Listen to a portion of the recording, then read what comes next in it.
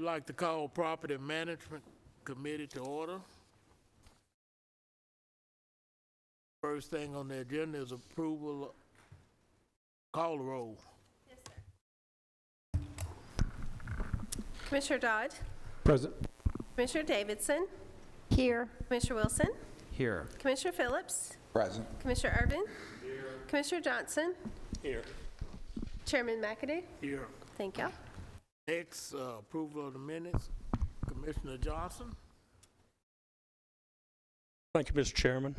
I have looked over the minutes and found them to be in order, and that was the September 26th minutes, and I move to approve. Motion to approve. Do I hear a second? Second. All those in favor? Public comment. Next, Sycamore tree on historic courthouse grounds. Adam.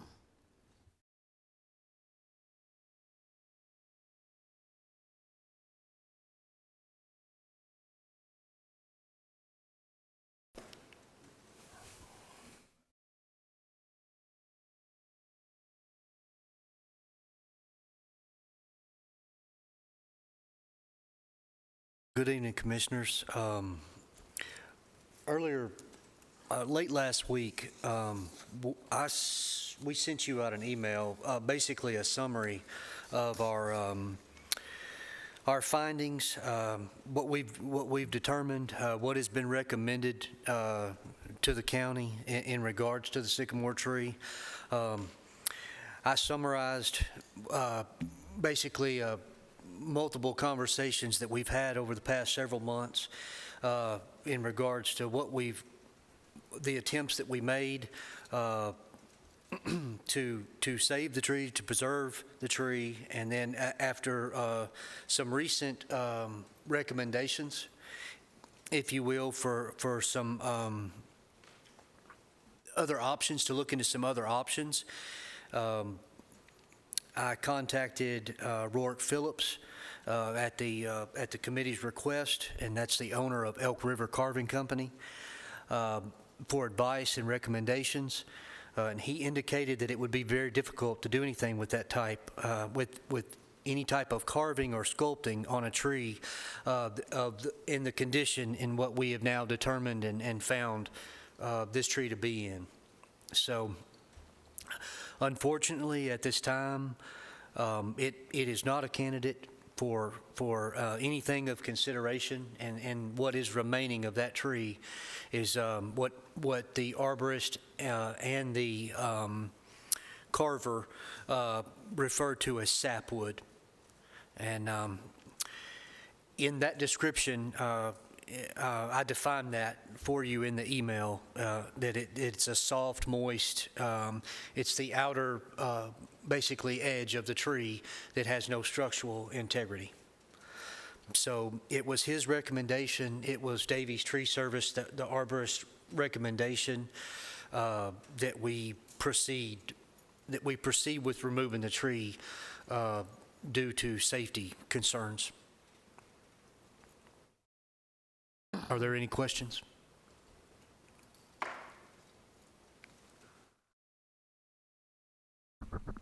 Commissioner Johnson. So do you need approval from this committee, or is the mayor's office or your office going to take care of that? It's my understanding that we've been tasked to take care of the removal of the tree. I know the mayor knows of my findings, and he supports the recommendations of the professionals that we consulted with.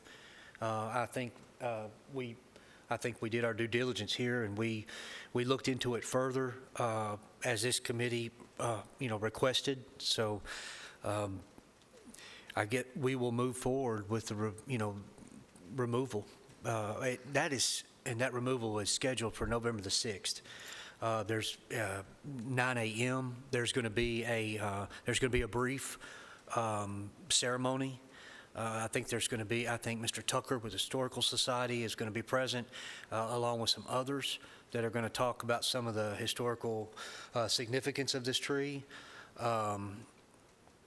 So, I know that everyone that has an interest in this is more than welcome to come. I think it's going to last about 30 minutes, and then after that, we'll proceed with removing the tree.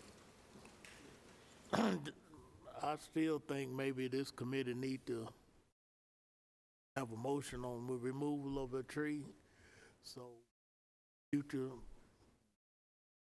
anything that we didn't approve, tree removal, and it won't hurt to go ahead and I would entertain a motion that we tree.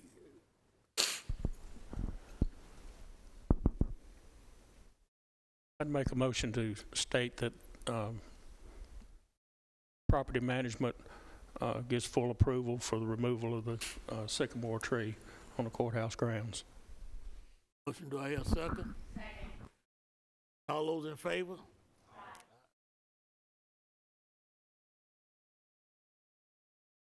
Next on the agenda is Sycamore Florence Road update.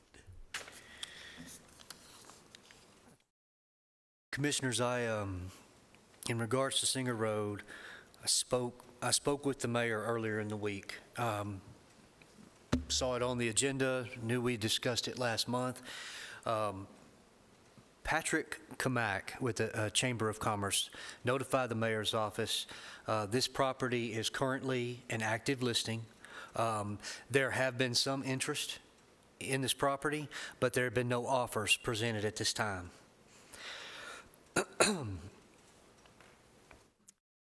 The questions on Singer property? Commissioner Johnson? It was my understanding from, well, being in the meeting last month and from reading the minutes also that we sent a motion, or we had a motion to send this information to the full commission, and I don't know what happened, but it didn't get to the full commission. But that's the way I understood what the motion was. Because we had the recommendation from the chamber. You know, we've kind of tied them up in this, and their hands are tied, and they've offered the information that we needed, suggestions of what we need to do to move forward with marketing this, because they're kind of at a standstill right now, because it really appeared to me that what they were saying was they needed at least some of these things done.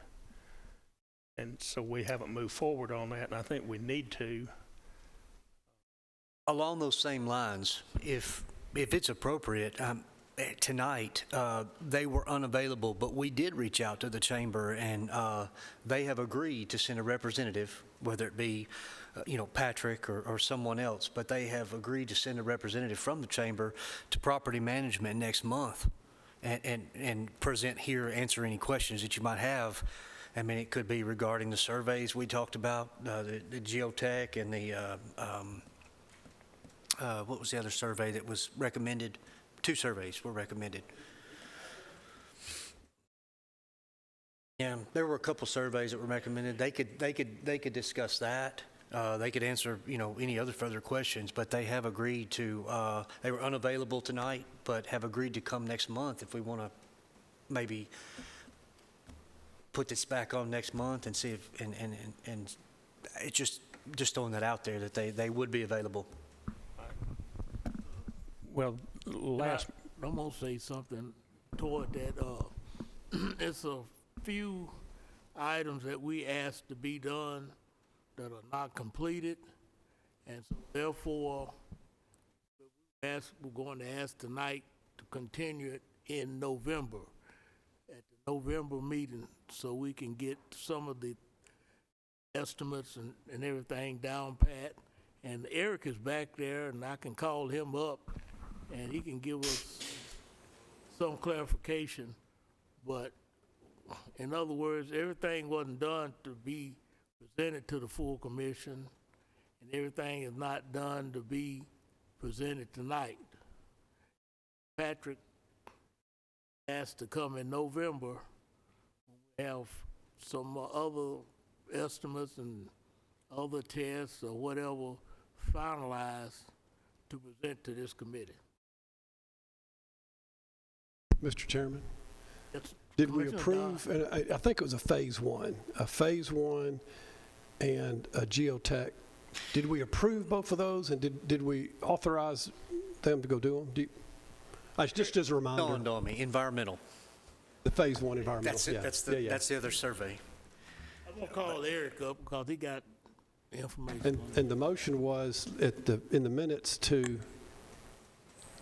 Commissioner Phillips moved, seconded by Davidson, to continue to work with the chamber, sell the property, and present to the commission for information to make the final decision. So as we build up information, then we'll take it to the full commission.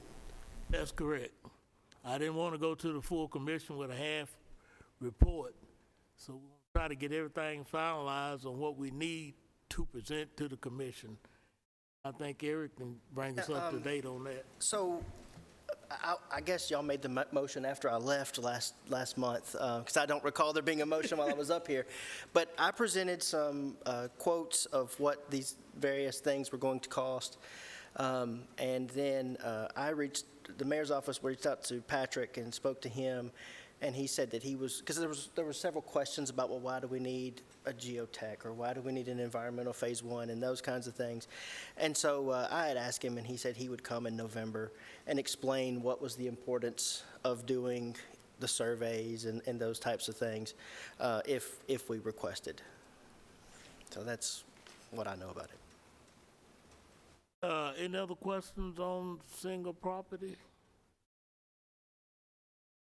Commissioner Wilson, do you have any questions? Look forward to that report being presented to this committee next month. And from next month, I will present it to the full commission when it is a complete. Next on the agenda, facilities maintenance report.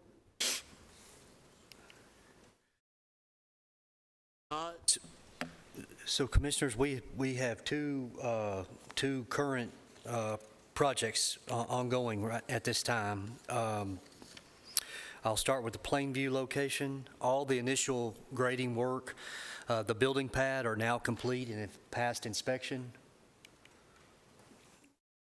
The site field office and the temp power are now complete. The construction entrance, initial clearing are complete. Reinforcing steel has been delivered to the site. Footing work is ongoing at approximately 70% complete. The underground electrical and the plumbing were started this week.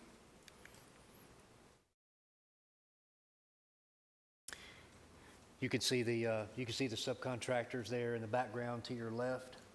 Those are mechanical. Our 4-week look ahead, continue foundation work, form work, the building slab. We'll continue to see electrical and plumbing underground work continue, the transformer pad. And based on the current construction schedule, this picture was taken Tuesday, I do believe Tuesday morning. If they don't finish up with the rain today, I don't know that they'll be doing a whole lot tomorrow with this. But early next week, we should see the footers completed. And based on the current construction schedule, we're tracking about 14 to 16 days ahead of schedule right now. Currently, there are no outstanding RFIs or change orders associated with this project, which it's early on. So, but everything so far is looking really good out there. And again, this is American Constructors, and this will be the 4th public health and safety building that this company has built for us. And the other 3 have been pretty successful. So that will complete my report on the public health and safety building at the Plainview, in the Plainview community for October. Any questions?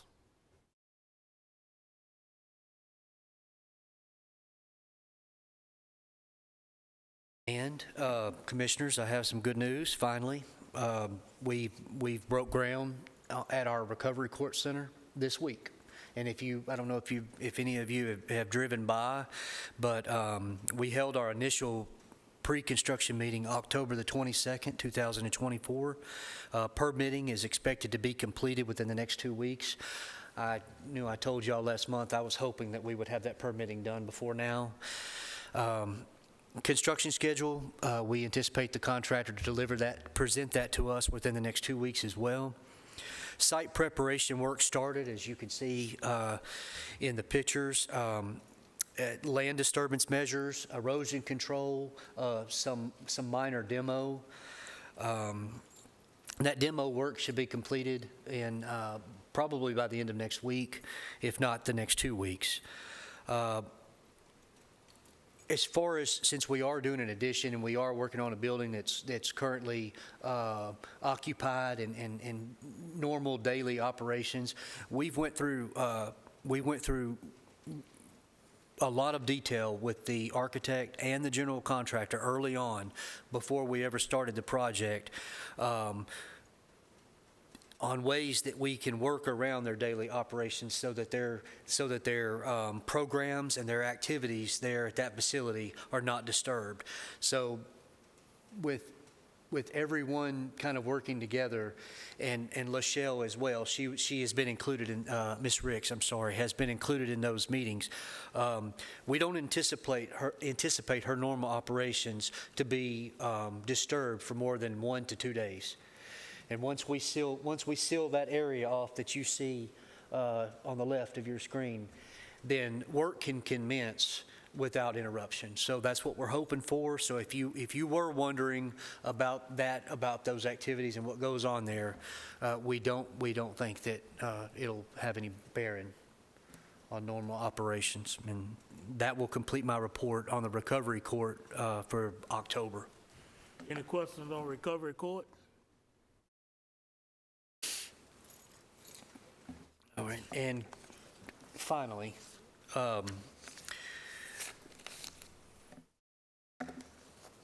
last month, Chairman McAdoo had requested a summary of just our most recent projects, things that we've been working on over the last couple of years. The handout that I have given you is basically just a short, brief summary of where we are with our public health and safety buildings, what those bid amounts came in at, and what the savings that was returned to us per project. One minor note, and Commissioner Urban, I'm gonna ask you a budget question. That number for recovery court that's listed at the bottom, everything above the dark line is past projects. The recovery court is our ongoing project. That 801,500 that's listed, I wanted to clarify that is the construction bid amount that was awarded to FTM contracting. So in budget a month or so ago, Mr. Smith presented a number that also included FF&E, some architectural design fees, some low voltage stuff. So I'm just making you aware that is the construction bid amount, construction cost. There were some additional fees, probably around an additional $200,000 or so dollars that would be added on to the 801,500. Just to clarify that that is the construction bid amount that we awarded to FTM contracting. The 801,500 is the bid amount, and approximately somewhere around somewhere between $200,000 and $250,000 would have been the total price, including architectural design, FF&E, low voltage, and any permitting that was required. So we're hovering, this project will hover around $1 million. Any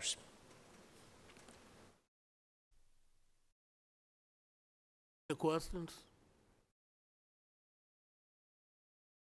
Finally, Commissioners, you also requested that I reach out to the PBA last month in regards to quarterly, to be determined, but maybe quarterly meetings where a representative from the PBA could come and answer any questions or just try to build a relationship between the two committees.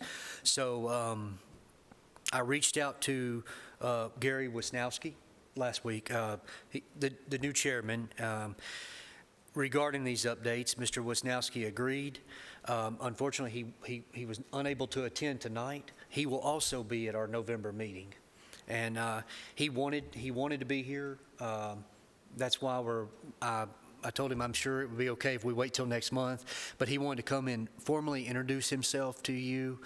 He wanted to answer any questions that you might have about our projects, current projects, and PBA within itself.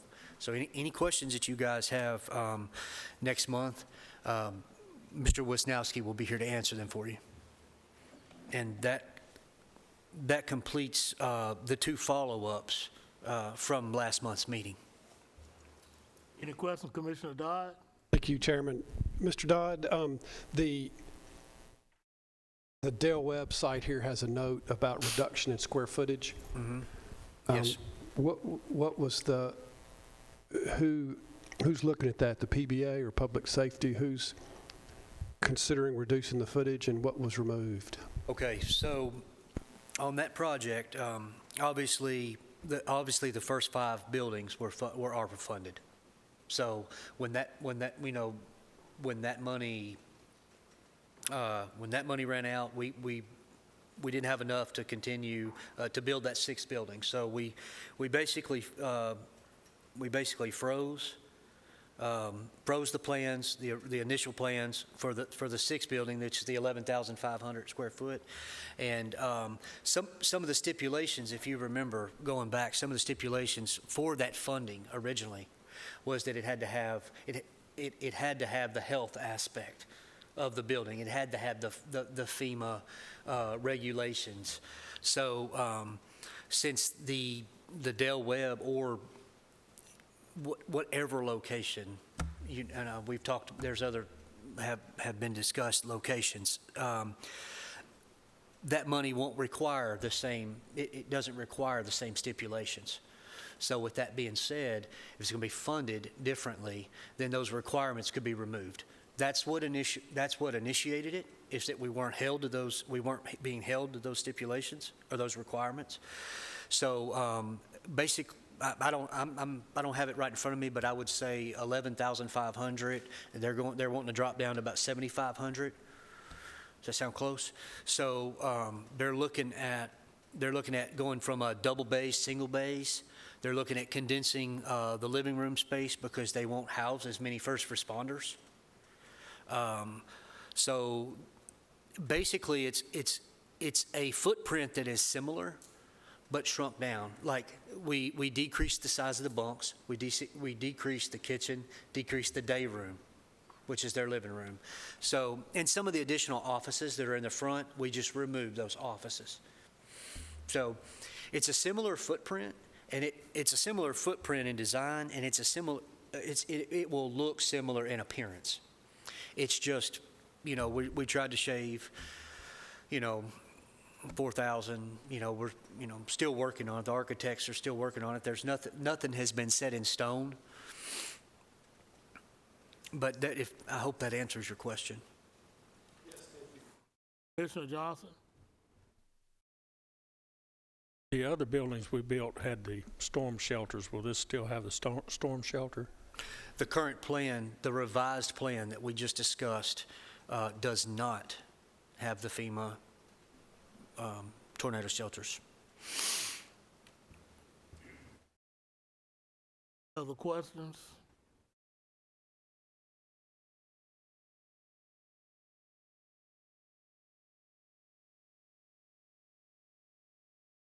Other questions? Thank you, sir. Thank you, Commissioners. Thank you. Okay, under other business, got a presentation on the transfer station update. do have some update information to bring to you, so.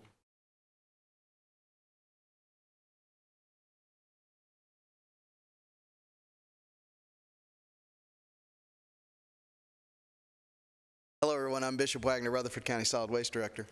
Here's your October update on the status of our transfer station.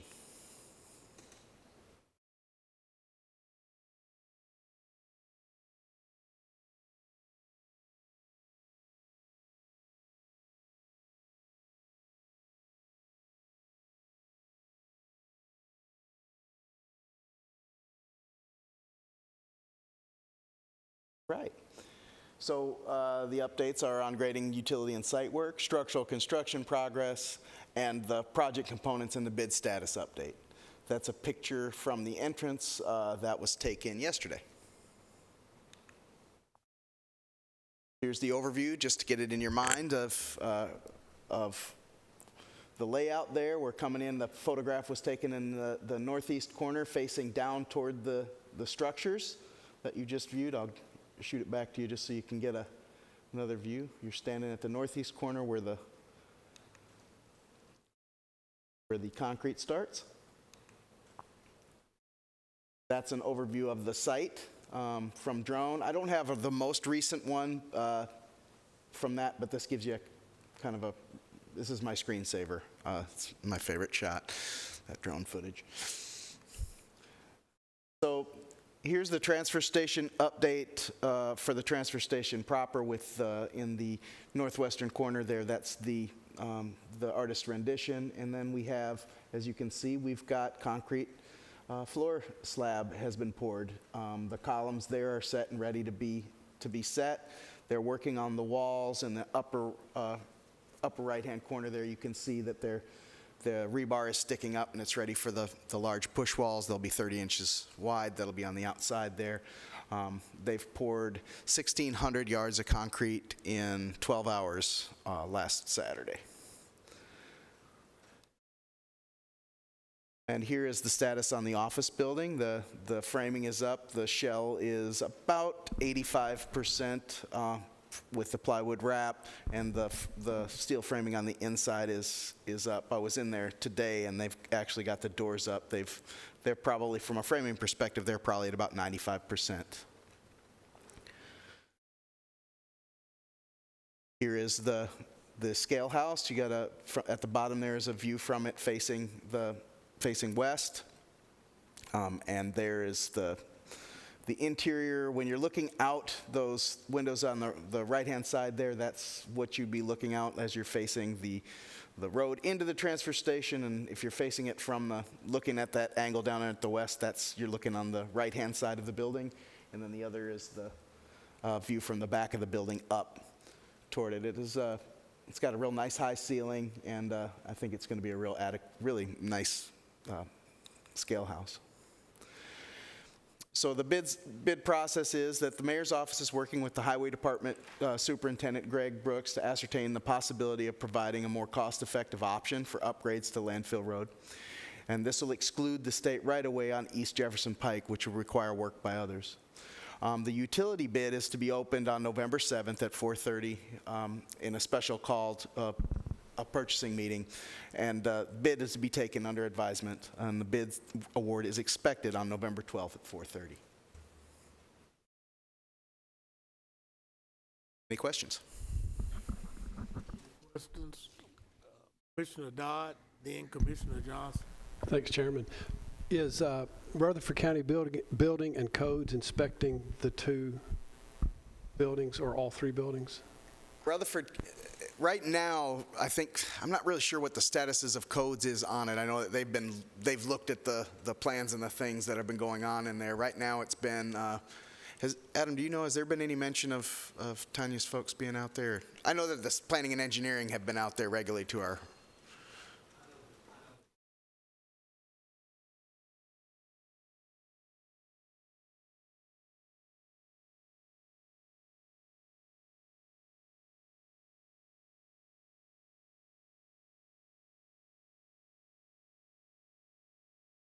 Yes, from the site development perspective.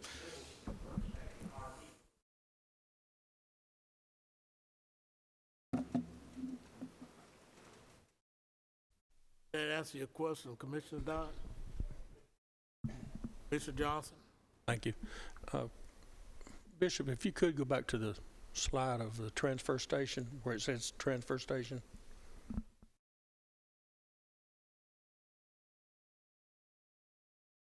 Yes, sir. Okay, on the upper left-hand corner of Yes. the building, I noticed that the grade, do we have anything in the construction to catch any kind of leachate or anything on that downhill side? So the way that is constructed is it pitches in toward the grate from the roadside and into the grate from the apron side and in sloping toward those catch drains. And it's designed, that is not like a storm drain. That is designed to catch leachate. It goes into the sanitary sewer, that whole deal. So it goes into a separator, goes from there into a separator, and then from a separator into the discharge lines. Any other questions?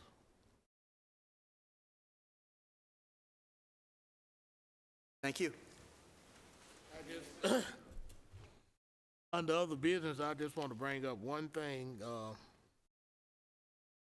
I am going to try to get an update from Murfreesboro City on their progress on their transfer station and present it to you next month. Have some idea of how they're moving on theirs, or if they, what's going on with their transfer station. I think it'd be good information, since we building ours, we're moving on, and that we know about the other one. So try to get that information and bring it to you next month. Any other business? Mr. Johnson? I'm not one to tell someone else's story, but I'll just ask you that Carl Boyd is in the hospital and very sick. A lot of concern there. If one of us hurts, we all hurt. And I'm just asking for everyone to please pray for Carl, because he is very sick. Thank you. Today in insurance committee meeting, we did bring it up, and we did have a prayer. Prayed for Commissioner Boyd, and like you stated, he is very sick. And whatever you can do, a call or anything, ask the family if they need any assistance. Proper. And I hope that Commissioner Johnson, you are more familiar with Commissioner Boyd, that if you could update it, I would appreciate it. Any other questions? Not, motion to adjourn.